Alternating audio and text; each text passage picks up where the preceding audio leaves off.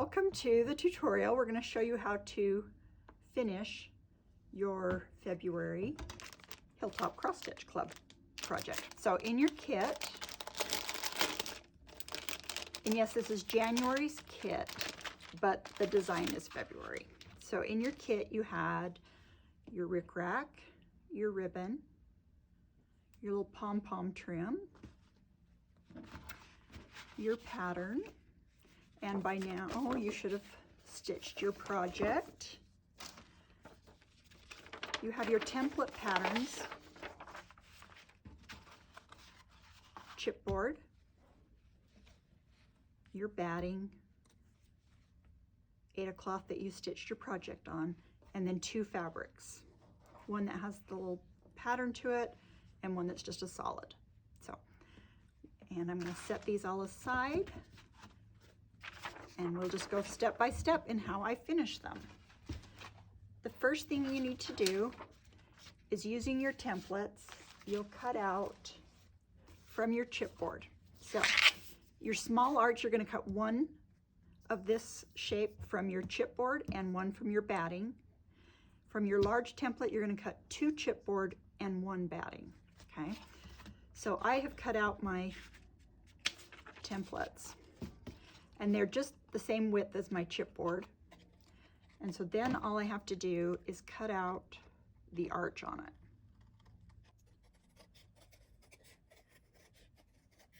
Obviously you don't want to use your fabric scissors when you're cutting your chipboard. So there's my arch for my chipboard. There's my small, and I want to do the same, and I'm going to cut them both at the same time. But you can do them one at a time if you prefer. And I have just held my template in place, but you can tape it to your chipboard if you are more comfortable. Okay. All right, so we got our two large and our small. And then from your batting, you'll take one and one and cut those out. What I'm going to do first is I am going to take them, and I'm going to take I'm using a hot glue gun. You can use tacky glue if you prefer, but for ease, I'm doing hot glue gun. So I'm just going to glue that batting in place there, and I will repeat with my small. So now I've got them in place. I'm going to use my rotary cutter, just carefully following the arch, so I'm not cutting it, but just following that shape. Now you can just use scissors to cut your batting. You don't have to use the rotary cutter. That's just, for me, that's easier. So there's my small. And here we go, my large. Okay, there we go. Now you will have your cross stitch design all stitched. And I take my project, now assume that this has the stitching on it, and if I put something dark behind, like I've got here, and I don't know if it's showing on camera, but I can see the outline of my arch. Okay, I can see where it is, so I can adjust so that I'm centered. Once I've done that, I will take, let's see, do I have my binding clips here? Okay, so I'll grab a couple of these binding clips. I've got it centered like I like it. I'm going to carefully pick it up and fold my stitching around. Place one binding clip on that side, a binding clip here, and I just would continue the process to make sure that I'm happy with how I've got it centered. Okay, and then you can make any adjustments to make sure it's right on the straight edge, that the grain of your fabric is nice and straight, your design, you're happy with it.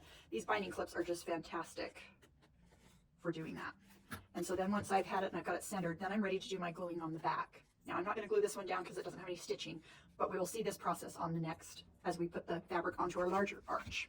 Okay, so we've got our large arch here, and this one with the batting is the one that you're going to be putting the fabric that has the print on it. Okay, now it doesn't have like a directional design or anything, so I can just take, and it's bigger than what I need, and so I like to trim it. So I'm about an inch, half inch to an inch all the way around. And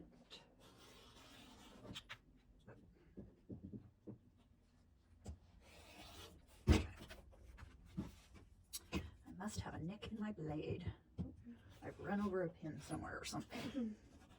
Okay, so now I've got that trimmed and I'm ready to start gluing down.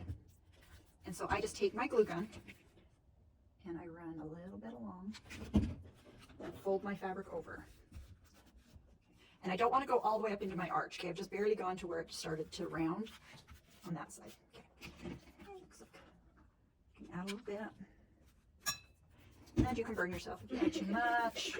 Now you can use the tacky glue if you prefer, but for doing this, this is just so simple to use that hot glue.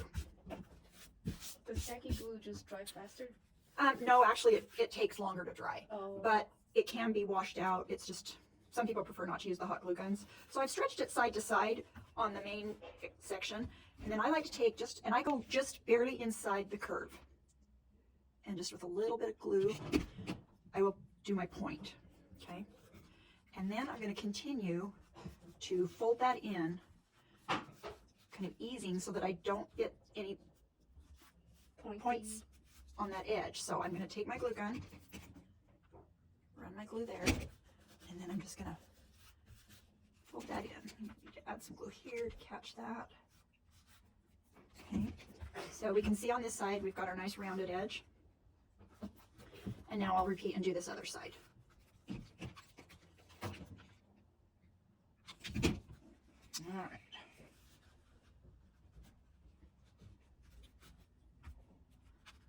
And if I need to, like there, I had a little pucker that was going to show on that front side.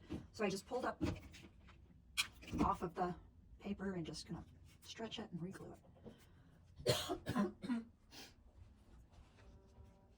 And so you can do that anywhere you find if you're not happy with it smooth. Okay. And then there's our arch on the front. Now we've got to take our bottom. And I like to take and cut out at an angle a little bit of my fabric out of the way. And then I will take and fold it up this way, okay? But I don't want this to be going off the edge, so I'll just take my finger and just kind of roll it in so that when I glue it, it's not sticking out. And I just worry about gluing this little section right here first. Okay.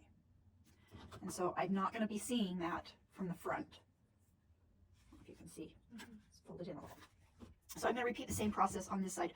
I'm just going to, with my finger, I just kind of tug that in a little bit so that when I fold it up, again, I'm not going to be showing on the front. A little bit of glue there and hold that. And now I can take and just run my bead of glue under there and just fold it up. And it's all fabric. It's all finished. Okay, so this is the piece that's going to be the front that you're going to put your stitching on. You're going to repeat that same process you did, but you won't have batting on this side by doing the same process with your fabric here, okay? So that's just the back of here. Yeah, and so once this is covered, I'll hurry and do this.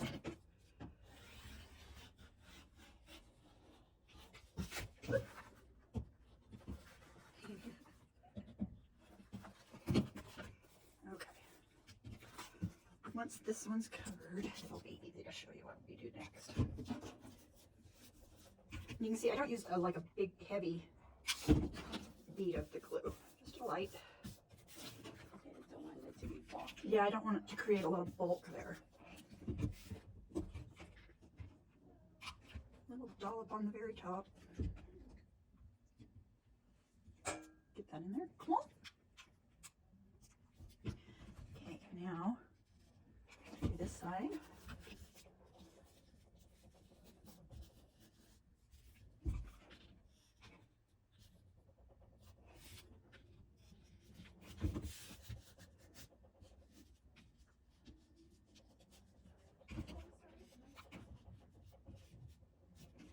Okay, so now I've got that. We're going to do our bottom again. You can trim it or just pull it up. So trim your little angle. Some glue there, and I'm just going to hold that up, making sure I'm not sticking out off the edge. Oops. And there we go. Okay, so there's that piece. And so what we're going to do now is we will be sandwiching these two together. Okay, Okay, you can, if you prefer, you could hand stitch those together. We're going to do it simple. The first thing I'm going to do, you now need your rickrack and your pom-pom trim. Okay, and I'm just going to place my little dot of glue along the top of my rickrack so that I can place my trim. Okay, because I'm just really gluing just these points.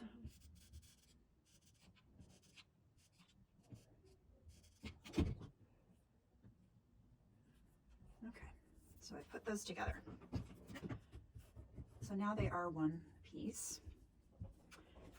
And I will take the front piece, because this is where I want to make sure I've got it lined up good.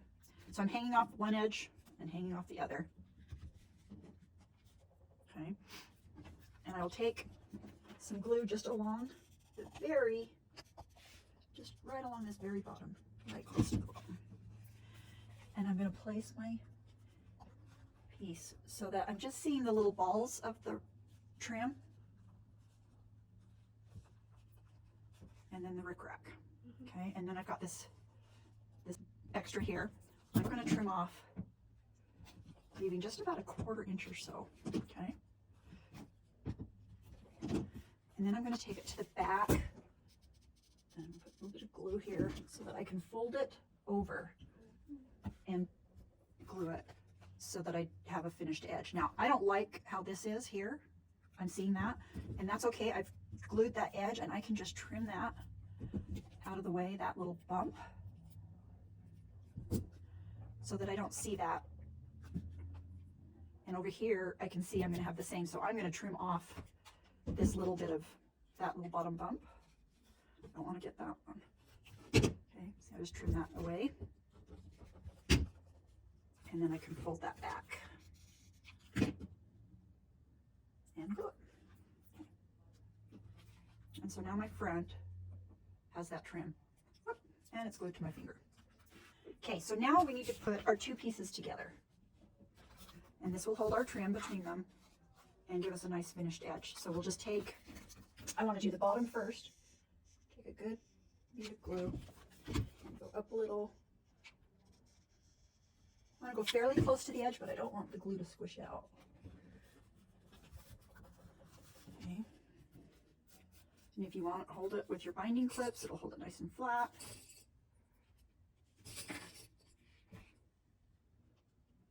While that dries good. And especially if you're using tacky glue, the binding clips are good because it does take longer to dry. And then I've got my piece, and I can just kind of pull it back and add my glue all the way around. And I want to work fairly quickly so that the glue doesn't dry. And then smash that down.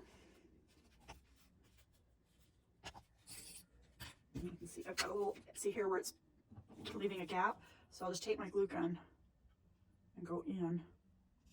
And then I'm going to put it together with my binding clips so that that will hold that while that dries.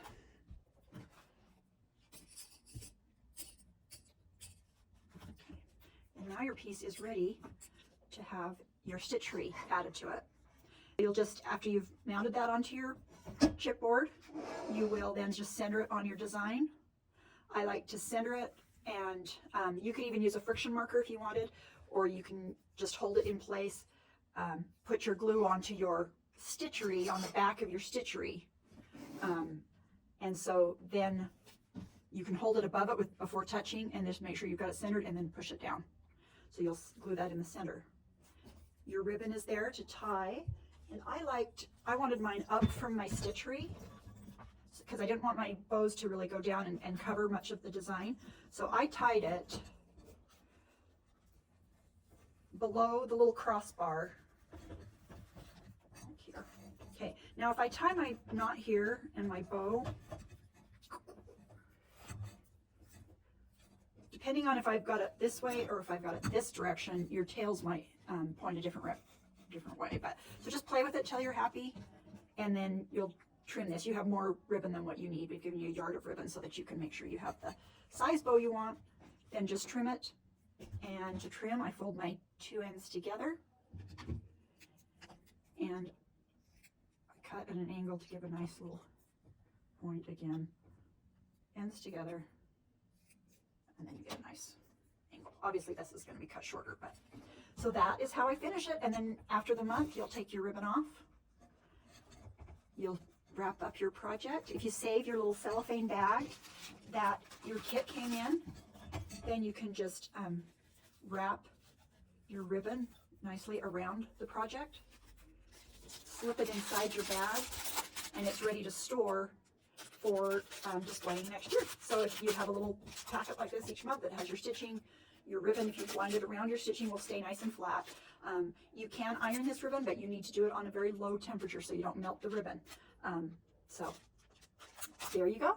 I hope that's helpful.